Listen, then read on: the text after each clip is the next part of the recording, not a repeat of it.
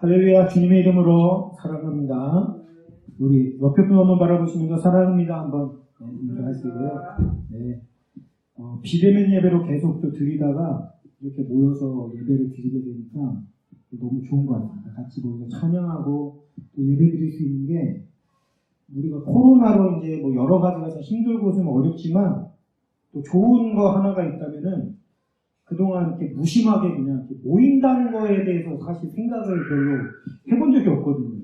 그냥 당연한 거라고 생각을 했는데, 이번 그런 것들을 겪어나가면서, 모인다는 것 자체, 함께 예배드리고 함께 찬양한다는 것 자체가 얼마나 귀중한 거고 또 소중한 건지를 또 생각을 해볼 수 있는 그런 아주 좋은 계기가 되지 않았나 또 이런 생각을 해보게 됩니다.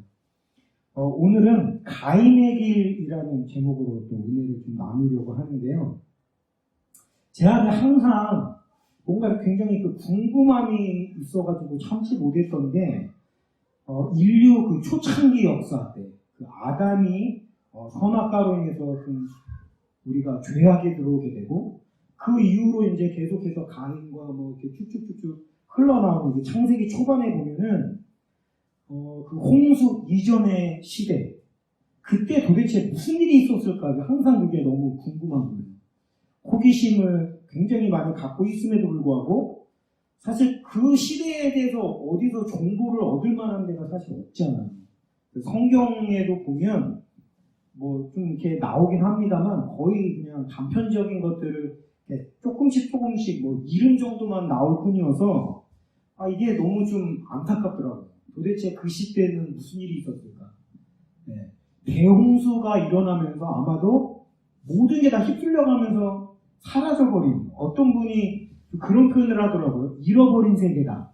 홍수 이전의 세계는 잃어버린 세계다. 근데 맞는 것 같아요.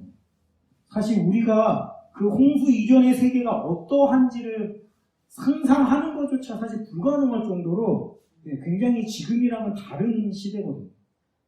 우리가 그 하나님이 처음에 만드셨을 때는 굉장히 아름다웠고 완전한 세계였다가 죄가 들어오게 되면서 한번 심하게 망가졌거든요.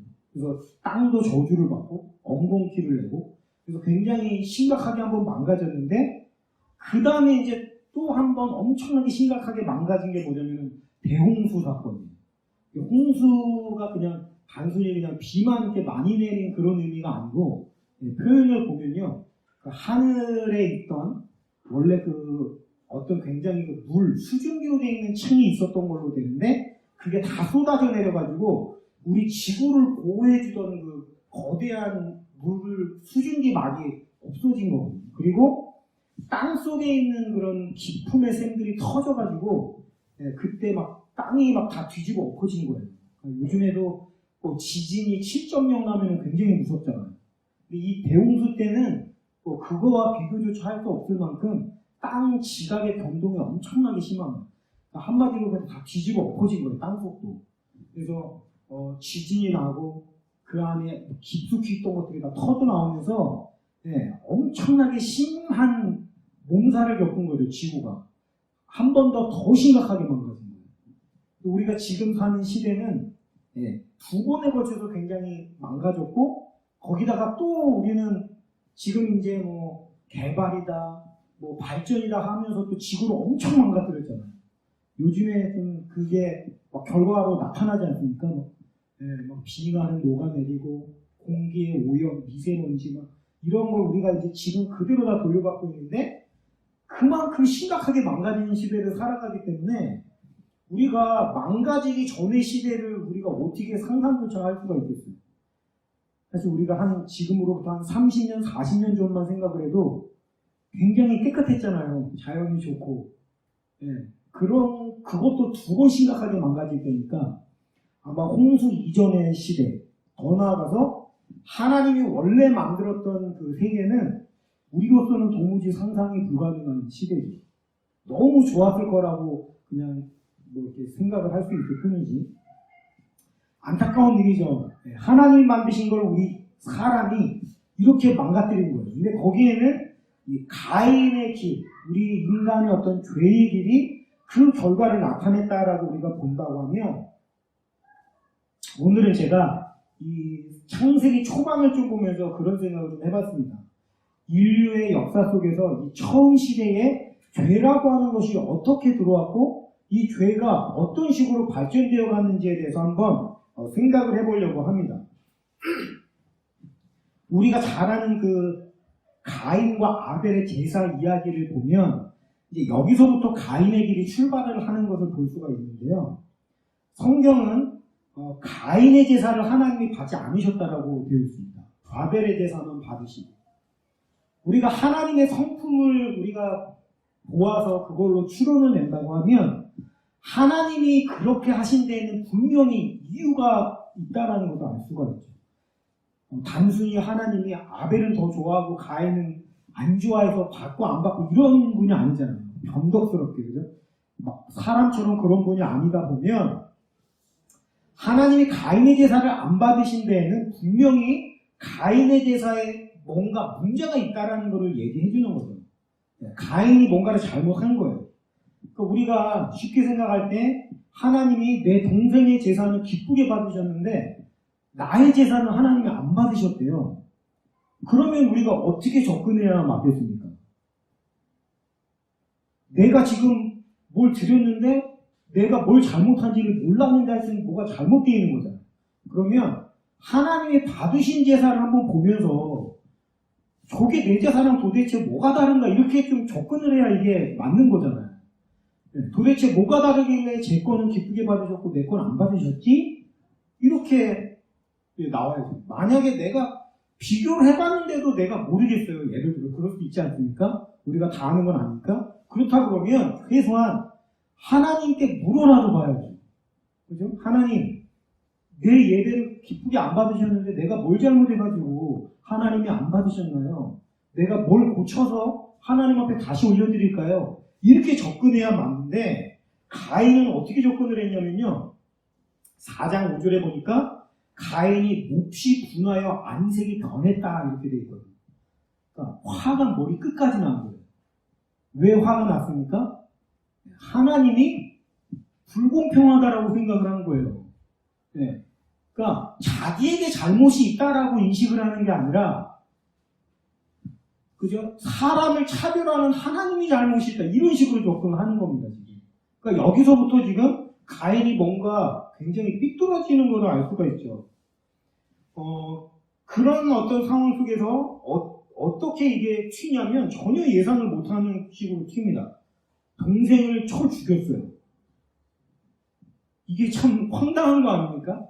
예. 제 제사를 받고 내 제사를 안 받으셨으니까 그럼 뭐 간단하지. 죄를 죽이면 되지. 이렇게 된 거예요. 아니 이게 어떻게 이렇게 튑니까? 나의 잘못을 고치려는 식으로 접근을 해야 되는데 그렇게 접근을 하는 게 아니라 죄를 죽여 없애는 그만이야. 이런 식으로 되니까요. 요즘에 이 사회가 점점 망가지니까 소시오패스, 사이코패스 이런 사람들 있잖아요.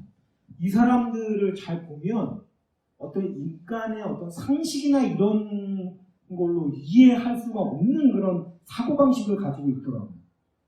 뭐 얼마 전에 우리가 뭐 그런 정의 사건 이런 거 보면 어떻게 인간의 탈을 쓰고 그런 일을 저지를 수가 있을까? 이런 안타까운 그런 심정이 드는데 그 사람들의 사고방식을 보면 우리가 이해를 못해요. 상식이 통하지 않는데 아마 그 사이코패스, 소시오패스의 어떤 원형이 바로 이 가인의 모습이 아닌가 이런 생각을 해봅니다. 아니 거기서 어떻게 아이를 죽일 생각을 하냐라는 거죠.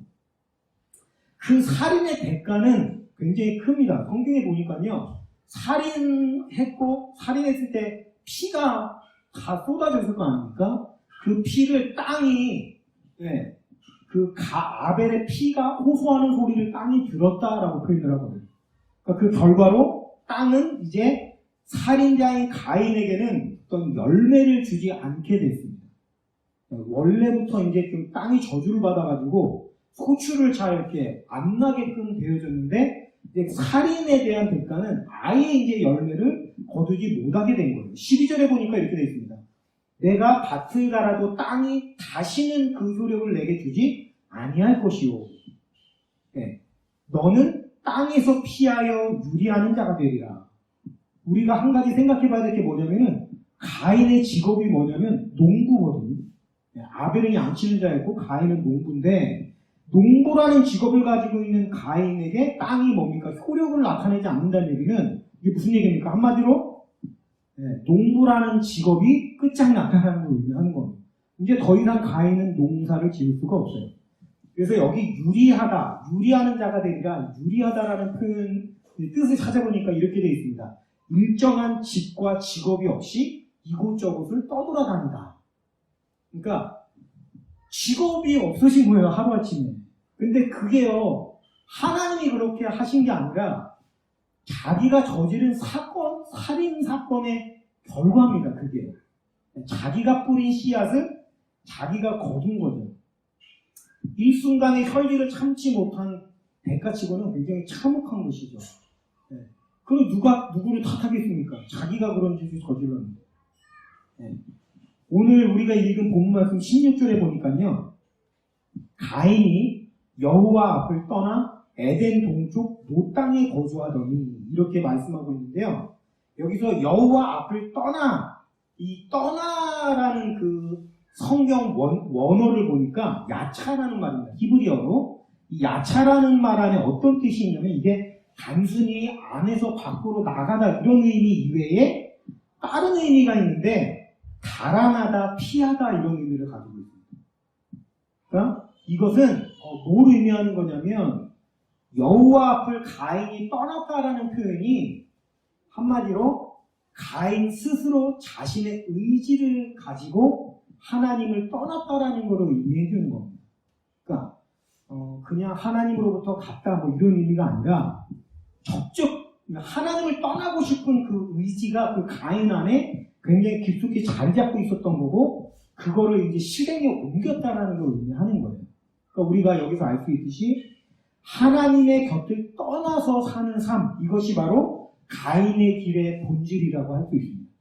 하나님을 떠난 거예요. 그래서 피하다, 달아나다, 이것은 가인이 하나님에게서 쫓겨났다라는 의미보다는 스스로 하나님을 떠난 것을 의미하는 겁니다.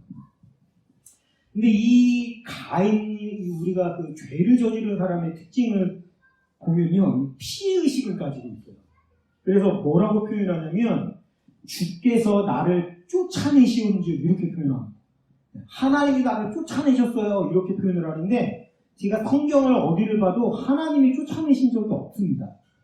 그러니까 땅에서 유리하는 자가 된 거면 자기가 저지른 살인사건의 결과이지 하나님이 그렇게 너 벌을 줄 거야 이렇게 해서 하신 게 아니거든요.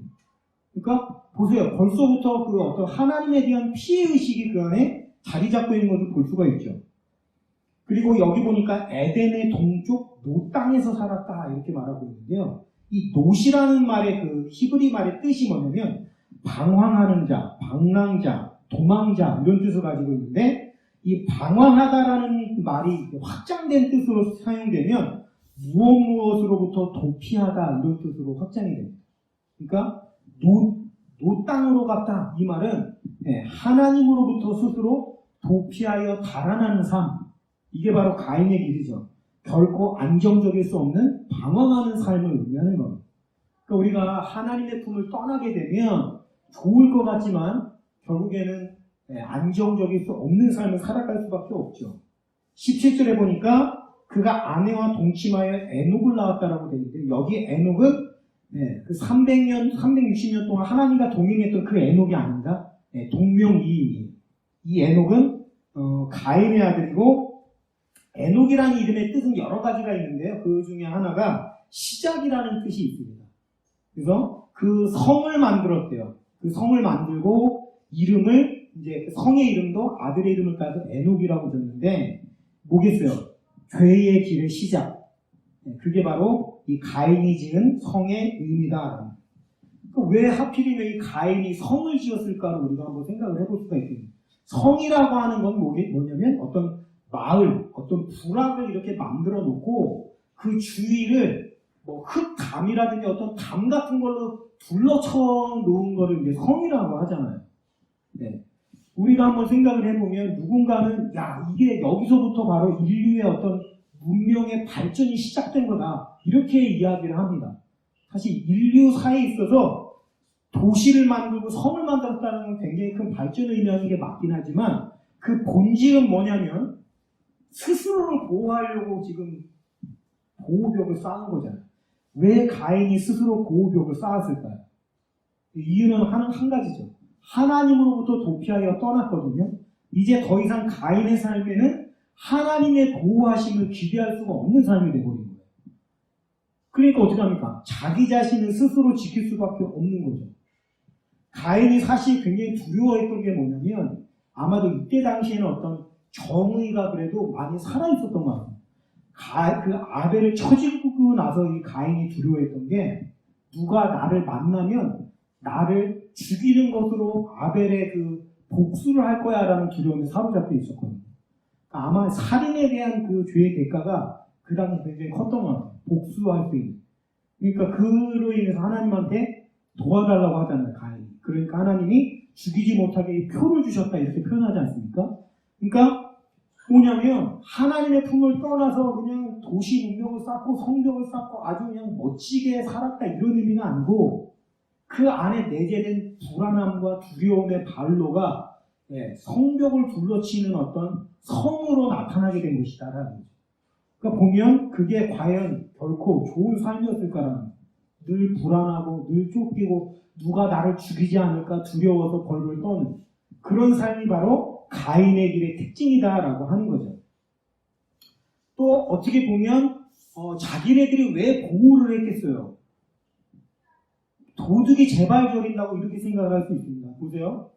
아까 가인이 농부인데요. 이제 농사를 지을 수가 없게 됐잖아요. 그 먹을 걸 어디서 얻나요, 이 사람들? 우리가 한 가지 알아야 될 게 있는데요. 이 홍수 이전에는 사람이 육식을 먹지 않도록 만들어져 있거든요. 그러니까 식물만을 먹었습니다. 곡식이나 뭐 열매만. 그러니까 농사를 못 짓게 되면 이제 먹을 게 없다는 의미가 되는 거죠. 그러니까 이 사람들이 어떻게 살았겠어요? 처음에는 아마도 농사를 짓는 사람들에게서 뭔가를 훔치거나 약탈해서 먹을 거를 얻었다라고 추정을 할 수가 있죠. 그러니까 자기네들이 그 짓을 하니까 어떻게 합니까? 이제 도둑이 재발적인다고 누가 또 우리 거 훔쳐올까봐 스스로 보호하기 위해서 성벽을 쌓고 그 다음에 뒤에 보면은 막 각종 기구, 날카로운 무기 같은 걸 만들었다고 나오는데 이게 다 그런 데서 이제 출발한 거죠. 그냥 만든 게 아니라 자기네들이 먼저 그걸 훔치고 막 약탈하고 하니까 재발이 저려서 누군가가 자기들한테 또 그렇게 할까봐 그걸 만들어내는 거예요. 이게 바로 그 인류 역사의 어떤 흐름이라고 할 수가 있는데 어떻게 보면 이 염려와 두려움이 성이라는 형태로 나타나는 것이고요. 근데 이제 18절 이후로는 쭉 가인의 이제 후예들의 족보들이 나오는데요. 한 가지 특징이 19절에 보면은 라멕이라는 사람이 나옵니다. 라멕. 이거는 가인의 제가 따져보니까 고손자더라고요. 고손자. 근데 이 라멕이라는 사람이 아내를 2명을 맞이했대요. 원래 하나님께서 아내를 1명만 짝지어 주셨는데 인류 최초로 아내를 2를 맞이한 사람. 이게 라멕이거든요. 근데 그 아내를 맞이했다라는 표현에서 그 원어상의 의미를 보면 이게 어떤 뜻이 내포되어 있냐면 자기 자신을 위하여라는 뜻이 내포되어 있거든요. 그러니까 아내를 2를 맞은 게 뭐냐면 자기 자신의 어떤 욕망을 위해서 어떤 과시욕구 내가 이 정도로 대단한 사람이야 이런 걸 위해서 아내를 2를 맞은 거예요. 결혼이라고 하는 게 사실은 자기의 욕망을 위해서 하는 게 아니잖아요. 그죠?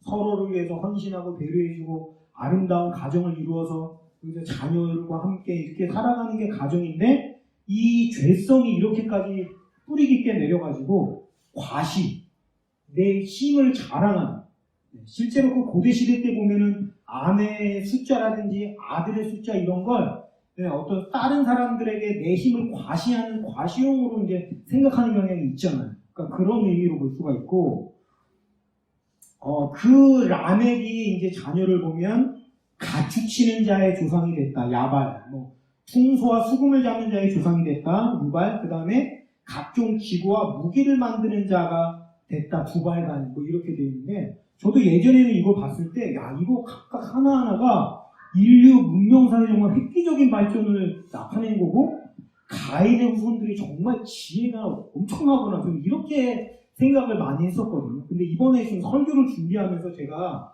자세히 좀 이걸 생각하면서 보니까 한 가지 재미있는 특징이 이 안에 있는데 보니까요. 농사 짓는 사람들이 하나도 없는 거예요, 여기 지금.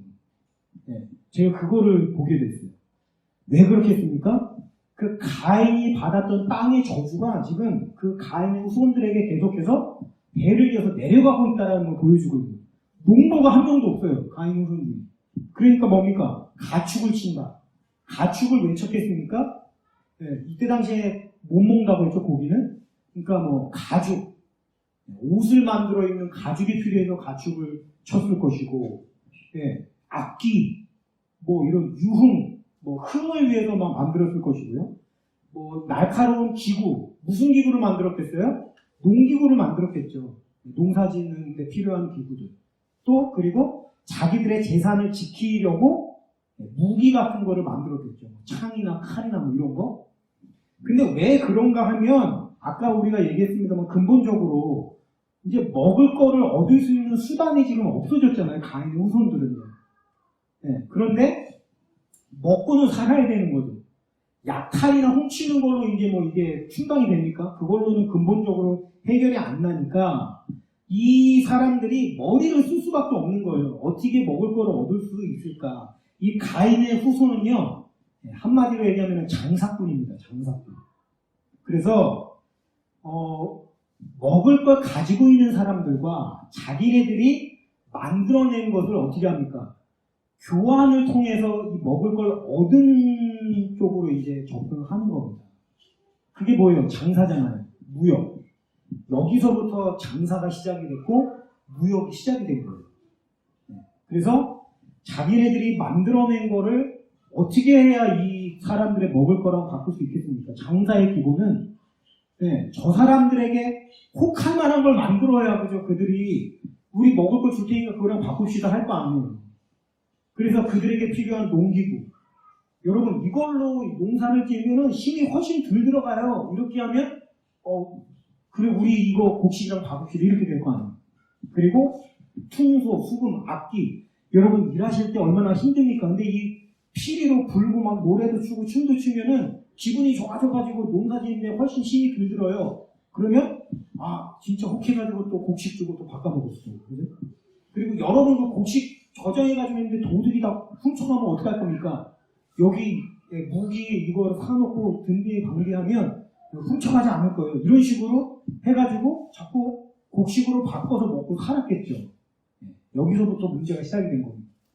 자, 이 창세기 5장에 보면 이제 그 하나님의 후손들, 셋을 통한 후예들이 나오는데 그들이 이제 농사를 지었겠죠. 그들의 농사를 지어서 계속 이렇게 먹을 걸 했는데 문제는 가인의 후손들이 자꾸만 자기들이 개발한 거를 가지고 와서 이 사람들을 꼬여내니까 여기서 뭐가 생기냐면 섞여버리는 현상이 거기서 시작이 된 겁니다. 창세기 6장에 보면은 사람이 땅 위에 번성하기 시작할 때 그들에게서 딸들이 나니 이렇게 되어 있는데요. 하나님의 아들들이 사람의 딸들의 아름다움을 보고 자기들이 좋아하는 모든 여자를 아내로 삼은지라 이렇게 되어 있어요. 그러니까 여기에서 보면 뭐 사람의 아들, 딸, 하나님의 아들 이게 이제 여러 가지로 좀 해석이 되는데 그 중에 가장 이제 좀 타당한 해석이 뭐냐면 이 사람의 딸은 가인의 후손들을 의미하는 거고 하나님의 아들은 셋의 후손, 하나님의 후손을 의미하는 거다. 이렇게 보는 게 거의 어떻게 보면 논리적으로 맞거든요. 그러니까 보세요. 왜 하나님의 아들들, 셋의 후손들이 가인의 딸들을 보고 그냥 혹했을까? 장사하는 사람들이 혹할 만한 것들을 만들어내거든요. 여러분 산에서 사는 그 셋의 후손들, 농사만 짓는 그 셋의 후손들은 얼마나 순박하겠습니까? 깡촌, 그 시골에서 사는 사람들 한번 보십시오. 굉장히 순박하잖아요. 약지를 못하잖아요. 그런데 이 도시를 만들어가지고 이 머리가 비상하게 돌아가는 장사꾼들의 후예들은 얼마나 이게 머리가 좋고 지혜가 좋은지 사람들의 마음을 꼬여낼 거를 아주 잘 알거든요. 왜냐면 그래야 그걸 팔아서 살 수가 있기 때문에 그쪽으로 엄청나게 잘 발달을 한단 말이에요. 그래서 뭐 장신구라든지 귀고리 뭐 이런 어떤 유행, 옷도요 사실 뭐 한 벌만, 두 벌만 있으면 충분히 살 수 있잖아요. 그럼에도 불구하고 그거로는 안 돼. 뭐 이건 유행이야. 뭐 이런 유행, 트렌드 이런 걸 만들어내가지고 예, 옷을 쓸데없이 10벌, 20벌을 갖고 있어야 되게끔 만들어버리는 게 그게 장사꾼들의 지혜 아닙니까? 그러니까 이런 식으로 계속 하니까 이 셋의 그 농사짓는 순박한 하나님의 후손들이 그 가인의 문화, 가인의 길을 동경하기 시작을 하게 됩니다.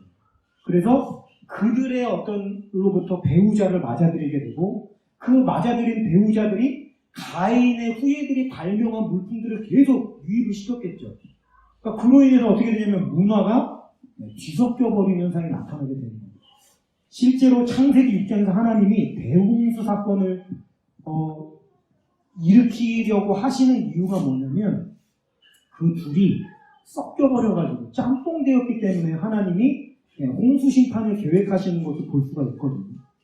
그러니까 결국에는 인류 문화를 타락시킨 그 원인이 어디서부터 출발을 하냐면 장사에서부터 시작이 되는 겁니다. 장사를 하는 사람들이 잘못됐다는 얘기가 아닙니다.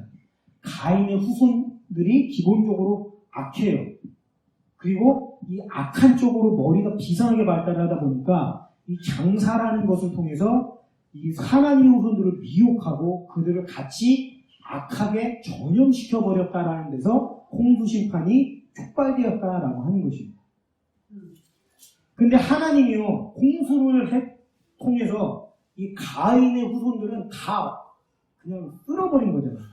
왜냐하면 홍수를 통해서 살아남은 사람은 노아하고 노아의 세 아들과 세 며느리밖에 없거든요. 그러니까 보세요. 그렇다는 얘기는 이 노아는요, 그 셋의 후손이기 때문에 지금 인류가 살아남은 사람은 셋의 후손밖에 없습니다. 가인의 후손들은 다 사라져버렸어요. 가인의 대가 완전히 끊겨버린 겁니다. 예, 어떻게 보면은 하나님이 멸절시키신 건데, 제가 정말 이상하게 생각하는 것 중에 하나가 뭐냐면, 가인의 아들이 셈과 함과 야벳이 있거든요. 그런데 이 장사꾼의 기질을 노아의 아들 중에서 이 함이 그대로 그 가인의 후손의 장사꾼 기질을 그대로 물려받았다는 거예요. 그래서 똑같은 일들을 저지릅니다. 이 함의 아들들이. 왜 이런 일이 벌어졌을까? 예. 분명히 홍수 심판과 함께 가인은 대가 완전히 끊어져 버렸는데, 네, 셋의 후손 계열인 함이 도대체 왜 갑자기 끊어져야 되는 가인의 길에 뛰어들어가지고 가인이 했던 똑같은 일을 똑같이 저지르고 있는 거예요. 뒤에 보면은 이제 그 노아의 족보가 나오는데 인류의 모든 악의 그 뿌리, 시작이 어디서 시작이 되냐면 이 함의 자손부터 시작이 되거든요. 여기에 보면은 7장에요. 니므롯이라는 사람이 나와요. 니므롯. 니므롯이라는 이 사람이 용사라. 이 사람이요. 어떻게 보면 인본주의적인 바벨하면 마귀를 상징하는 거 아닙니까? 성경에서. 바벨이라는 나라를 만든 인류의 대제국을 처음으로 만들었던 사람이 이 니므롯인데, 니므롯이 함의 후손이고요.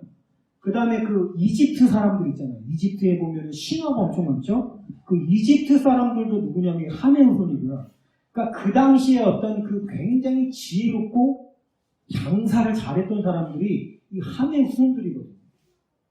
그리고 인류 역사상 처음으로 우상숭배를 만들어낸 사람들이 누구냐면 바로 이 함의 후손입니다. 니므롯.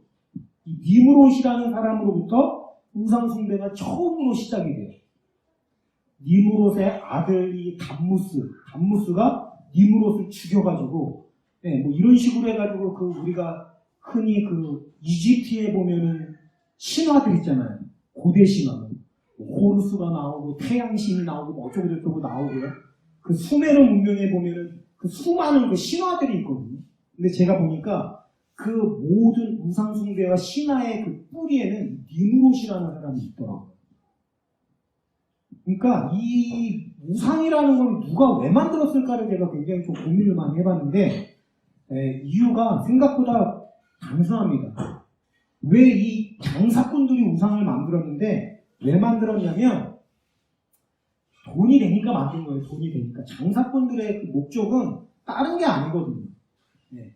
물론 장사를 하시는 분들 중에서도 굉장히 선량하시고 어떻게 보면 아름다우신 분들이 많이 있습니다. 제가 장사하는 분들이 모두 다 그렇다는 얘기가 아니라 일 중에 아주 악하고 나쁜 장사꾼들이 있는데 이 함의 후손들이 그랬어요. 그래서 돈만 된다 그러면 무엇이든 하는 사람들이 이 사람들이에요. 한마디로 우상은요, 이게 돈이 되는 장사입니다. 하나님의 뜻을 따라 살게 되면 복을 받게 되어 있잖아요. 잘 되게 되어 있습니다. 그런데 하나님의 뜻대로 살아가는 게 쉽나요? 어렵나요? 우리가 너무 잘 알지만 어렵잖아요. 쉽지가 않아요. 거룩하게 구별된 모습으로 살아간다는 게 참으로 쉽지가 않습니다. 그러니까 복은 받고 싶어요. 우리 복은 다 받고 싶잖아요. 잘 되고 싶잖아요. 건강하고 싶고 돈 많이 벌고 싶고 자식들 잘 됐으면 좋겠고 형통하고 싶고 이거 뭐 누가 싫어하나요? 우리 다 그걸 바라는데 그런 길을 가려니까 그렇게 되려면 하나님의 복을 받아야 되는데 하나님의 복을 받으려면 거룩해져야 되고 그게 너무 힘들더란 말이에요. 우상을 왜 만들었겠어요? 간단하죠. 우리의 그 어떤 마음을 꿰뚫어 본 겁니다. 형통해지고 싶고 잘 살고는 싶은데 하나님의 길, 힘든 그 길을 걸어가기는 싫은 게 우리의 악한 마음이잖아요. 좋은 것만 받고 달콤한 것만 삼키고 쓴 것은 뱉고 싶은 게 우리의 심리이기 때문에 사실 거룩과 형통은 뗄래야 뗄 수가 없는 개념인데요. 이걸 분리시켜버리고 우상들을 만들어내서 어떻게 했냐면 야 너네 복 받고 싶잖아. 근데 그 하나님이 주시는 복은 굉장히 힘들게 얻을 수밖에 없잖아. 내가 여기에 만들어낸 우상은 말이야 너희들이 그런 대가는 하나도 치르지 않아도 좋은 거 다 얻게 해주는 우상이야. 이런 식으로 되면 여러분 사람들의 마음이 혹하겠습니까? 안 하겠습니까? 그 우상을 사는 거죠. 조각한 신상을 사는 거고. 왜요? 아니 대가 치르지 않고 좋은 건 다 얻게 해준다는데 누가 그걸 안 사겠습니까? 여기서부터 우상 숭배가 시작된 거예요. 장사로부터. 그래서 인류 문화의 모든 타락은 장사에서부터 시작이 돼가지고 그로부터 문화가 뒤섞이게 되고 이 가인의 길이 우리 안에 깊게 침투해 들어와 있고 지금도 그 영향력은 여전히 일어나고 있고 계속되어지고 있다라고 볼 수가 있어요. 그러니까 우리가 인류 초창기의 역사를 성경을 단서로 조금만 생각을 해보게 되면 가인의 길이 어떤 식으로 흘러들어왔는지를 충분히 짐작을 할 수가 있고요. 지금도 원론적으로는 차이가 하나도 없습니다. 제가 아까 말했잖아요.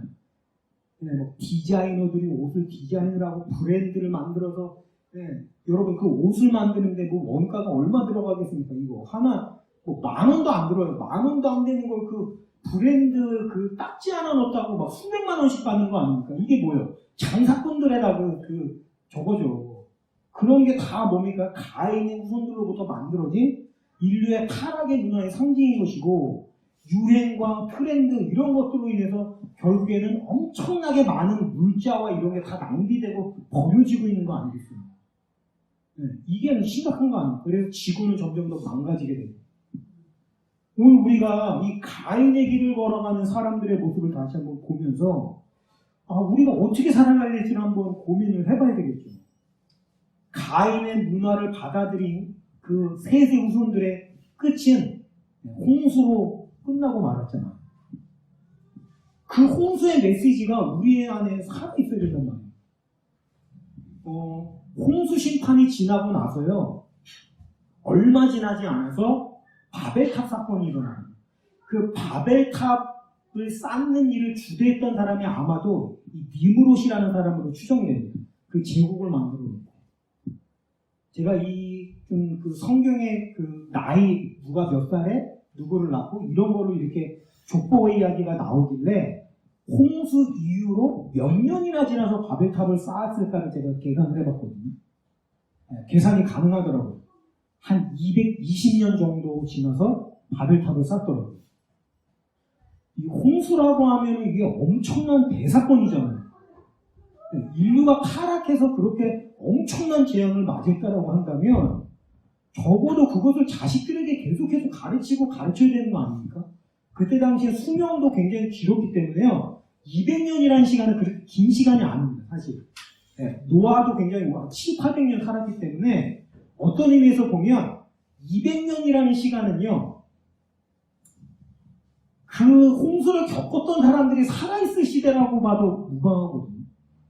그런데도 그런 짓거리들을 하고 있어요. 이게 참 무서운 거예요, 죄가요. 네.